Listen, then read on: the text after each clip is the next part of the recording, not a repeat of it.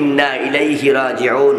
আল্লাহুম্মা ইগফির লাহু ওয়ারহামহু ওয়াআফিহি ওয়া'ফু আনহু ওয়াকরিম নুজুলাহু ওয়া ওয়াসসা' মুদখালাহু।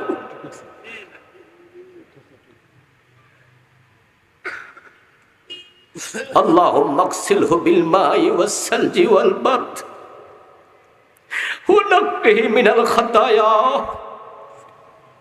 কামা ইউনাক্কাস সাওবুল আবিয়াদু মিনাদ দানাস।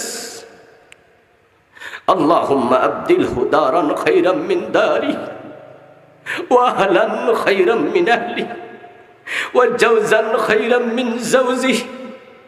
اللهم أدخله الجنة، اللهم أدخله الجنة، اللهم أدخله الجنة وقه عذاب النار.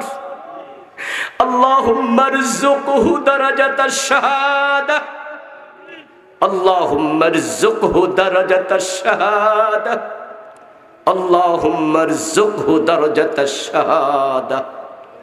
আল্লাহ আল্লাহ আমার প্রিয় ভাই হাদিকে তুমি শহীদ হিসাবে কবুল করো। ইয়া আল্লাহ তাকে তুমি জান্নাতের উচ্চ মাকাম তুমি দান করো। বাংলাদেশ এক সূর্য সন্তানকে হারালো।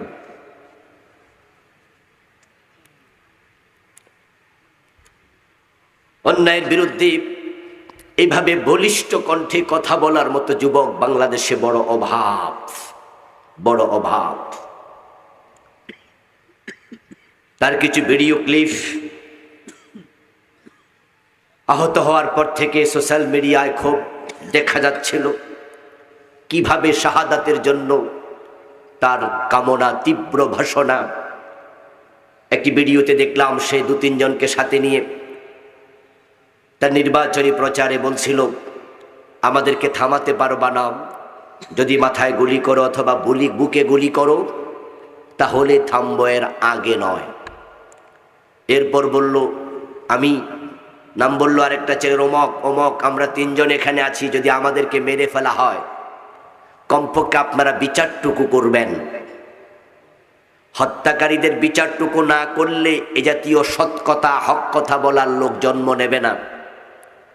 আমি মারা গেলে আরেকটা ভিডিওতে বলেছে আমার সন্তানটার প্রতি খেয়াল রাখবেন। এ ছেলেটা আজকে শহীদ হয়ে গেল। আল্লাহ তার নাবালক